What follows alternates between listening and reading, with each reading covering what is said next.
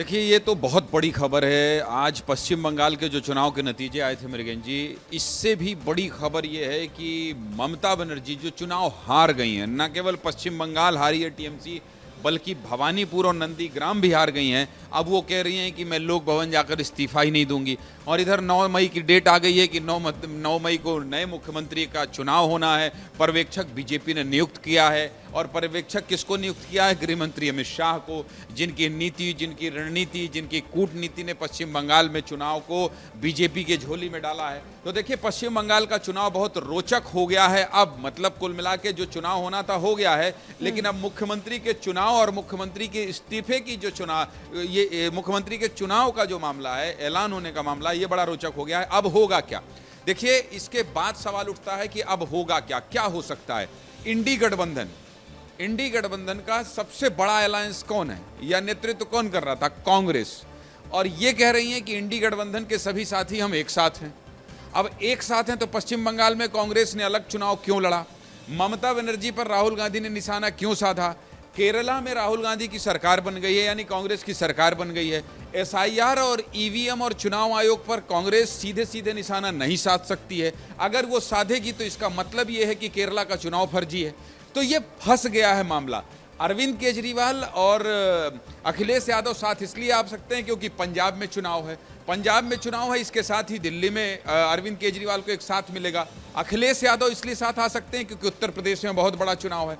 तो ये जो इंडिया अलायंस की बात कर रहे हैं कि हम इंडिया गठबंधन के तमाम लोग साथ में हैं, तो ये वो लोग साथ में हैं जो एसआईआर के मुद्दे को लेकर कोर्ट जा सकते हैं। कोर्ट जाएंगे तो क्या होगा, जो हमारी आपके भी कुछ देर पहले बात हो रही थी कि कोर्ट जाएंगे तो इंडिविजुअल सीट पे कोर्ट फैसला कर सकती है। इंडिविजुअल सीट पर ये कह सकती है, किसी एक पर्टिकुलर सीट पर, कि हाँ, यहाँ पे चुनाव में मतदान में कोई गड़बड़ी हुई है, यहाँ पर आयोग की तरफ से कुछ गड़बड़ी हुई है, या तो फिर कुछ भी आधार अगर गड़बड़ियां मिलती हैं तो एक आध सीट, 2 सीट रद्द हो सकती है। लेकिन पूरे विधानसभा चुनाव, जो कि आप ही बता रहे थे कि पूरे विधानसभा चुनाव पर कोई फैसला आ जाएगा और ये पूरा चुनाव ही रद्द हो जाएगा, ऐसा बहुत कम देखने को मिलता है। दूसरी नहीं, देश में आज तक ऐसा हुआ भी नहीं है कि पूरे के पूरे चुनाव को रद्द कर दिया गया हो। बिल्कुल सही बात है कि देश में अगर इस तरह का कोई उदाहरण नहीं है, और तब जब बीजेपी ने पूरी ताकत झोंक दी थी और बीजेपी को इतना बड़ा मैंडेट बंगाल में मिला है, तो मुझे नहीं लगता है कि ममता बनर्जी जो कह रही हैं वो हो पाएगा संभव। लेकिन वो जो ये बात कहकर, हमारी आपकी कुछ देर पहले बात हो रही थी जब प्रेस कॉन्फ्रेंस होने वाला था, तो हमने और आपने यही आशंका जताई थी कि ममता बनर्जी यही कहेंगी कि मुझे प्रधानमंत्री मोदी ने हराया, मुझे अमित शाह ने हराया, मुझे चुनाव आयोग ने हराया, मुझे सेंट्रल फोर्सेस ने हराया।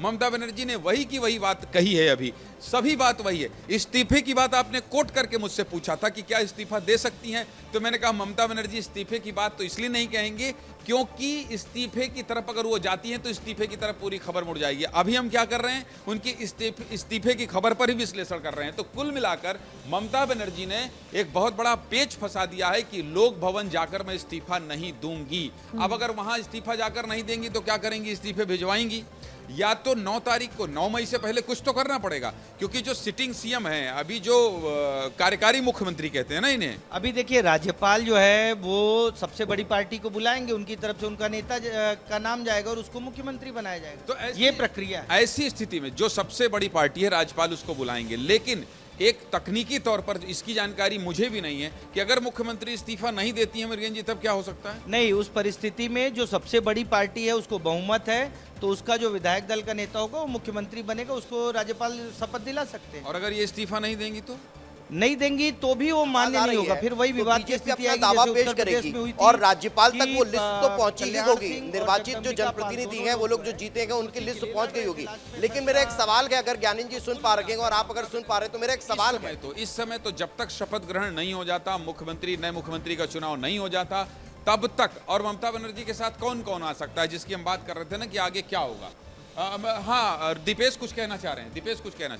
क्या ऐसा नहीं लगता कि ममता बनर्जी का ये भी एक सेल्फ गोल हो जाएगा? अगर ममता बनर्जी ये कह रही है तो भारतीय जनता पार्टी अब बंगाल ही नहीं बल्कि पूरे देश में ये प्रचारित और प्रसारित करने में सफल होगी कि देख लीजिए चुनाव हारने के बाद गोल इसलिए माना जाएगा क्योंकि अभी तक कई राज्यों में चुनाव हुआ, तब तक ईवीएम पर आरोप लगाते रहे, अलग अलग राजनीतिक दल के जो लोग हैं दीपेश, वो क्या कहते रहे कि ईवीएम पर सवाल है, ईवीएम पर सवाल है, ईवीएम पर सवाल है, ईवीएम को सेट कर लिया गया है। लेकिन जब विपक्षी दल की सरकार बनती रही तो ईवीएम का जो सवाल है वो सिरे से खारिज हो गया।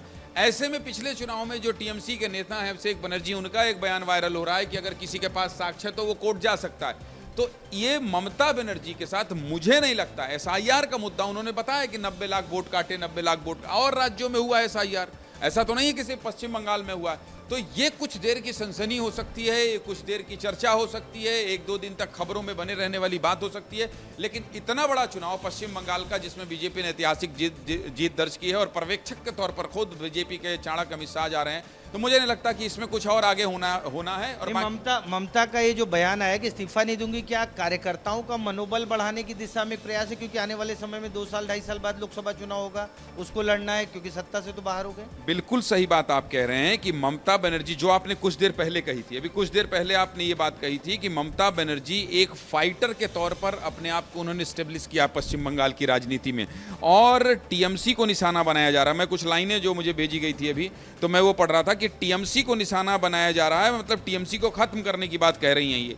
तो कुल मिलाकर ममता बनर्जी जो उनकी इमेज है, उस इमेज को बरकरार रखना चाहती हैं। ममता बनर्जी एक लड़ाकू नेता हैं, उस लड़ाकू नेता के तौर पर अपने आप को बनाए रखना चाहती हैं। और बहुत सही सवाल आपने पूछा कि क्या 2029, जिस 2029 के चुनाव को लेकर अमित शाह और पूरी भारतीय जनता पार्टी की नज़र 42 सीटों पर है, उस चुनाव में मुझे लगता है कि विधानसभा चुनाव के नतीजों की अगर आप आज के डेट में विश्लेषण करेंगे तो बीजेपी, तो अगर सरकार बीजेपी की वहां है और लोकसभा चुनाव है, जिस लोकसभा चुनाव में 240 सीट के साथ बीजेपी को गठबंधन के साथ सरकार चलानी पड़ रही है, तो बीजेपी तो पूरी ताकत लगा देगी। तो ऐसी स्थिति में ममता बनर्जी ये बताने की कोशिश कर रही हैं कि नहीं, टीएमसी का अस्तित्व तो खत्म नहीं हुआ है, टीएमसी चुनाव हारी जरूर है। और आपकी बात बहुत सही है कि ममता बनर्जी के इस एक कदम से कुछ हो चाहे नहीं हो, एक चीज जरूर हो सकता है कि कार्यकर्ताओं को थोड़ा एनर्जी मिल जाए, कार्यकर्ताओं को लड़ने की थोड़ी शक्ति मिल जाए, और कार्यकर्ता हो सकता है उनसे छिटक के भागे नहीं। क्योंकि सबसे बड़ी बात क्या है, बंगाल चुनाव से जो लौट कर आए हैं वो बीजेपी के कुछ नेता ये भी बता रहे थे मृगेन जी कि बहुत सारे टीएमसी के नेता ये बोले हैं कि हमको चुनाव जीतने दीजिए, टिकट मिल गया है, हम आपके तरफ आ जाएंगे। तो ये चलन है। जब पश्चिम बंगाल में बीजेपी की सरकार पिछली बार नहीं बनी थी 77 सीटों के साथ, तब भी बहुत सारे बहुत बड़े नेता टीएमसी का दामन थाम लिए थे। और अब तो जब उल्टा लटकाकर सीधा कर देंगे वाला बयान है, तो मुझे नहीं लगता कि टीएमसी अपने नेताओं को रोक भी पाएगी। इसलिए ममता बनर्जी ये सब कर रही हैं कि टीएमसी के कार्यकर्ताओं के भरोसा दे सकें कि नहीं, मैं कमजोर नहीं हूं, मैं लड़ूंगी। और अभी जिस सीट की बात कर रहे थे, जो वोट पड़े हैं उस हिसाब से लोकसभा की 30 से 35 सीटें बंगाल की बीजेपी जीतती नजर आ रही है। नहीं, आज का विश्लेषण करेंगे और जिस तरह से सीट, मतलब ये तो सुनामी है, इसको आप एक तरफा लहर कहेंगे। और अगर इस पर अमित शाह जैसे व्यक्ति पर्यवेक्षक बनकर पहुंच रहे हैं, मैं बार बार इस बात पर इसलिए कोट कर रहा हूं क्योंकि ये सामान्य बात नहीं है। अमित शाह वहां पहुंच रहे हैं, अमित शाह ही कमांड सेंटर होंगे लोकसभा चुनाव के मद्देनजर। तो लोकसभा में 42 सीट में मुझे लगता है कि अगर यही हाल रहा बीजेपी का, जो अभी दिखाई दे रहा है, तो ये लोकसभा तक तो ये और चुनाव में तैयारी अच्छी कर लेंगे। और फिर मुझे लगता है कि 35, जो आप कह रहे हैं कि 35-38 सीट आ सकती है।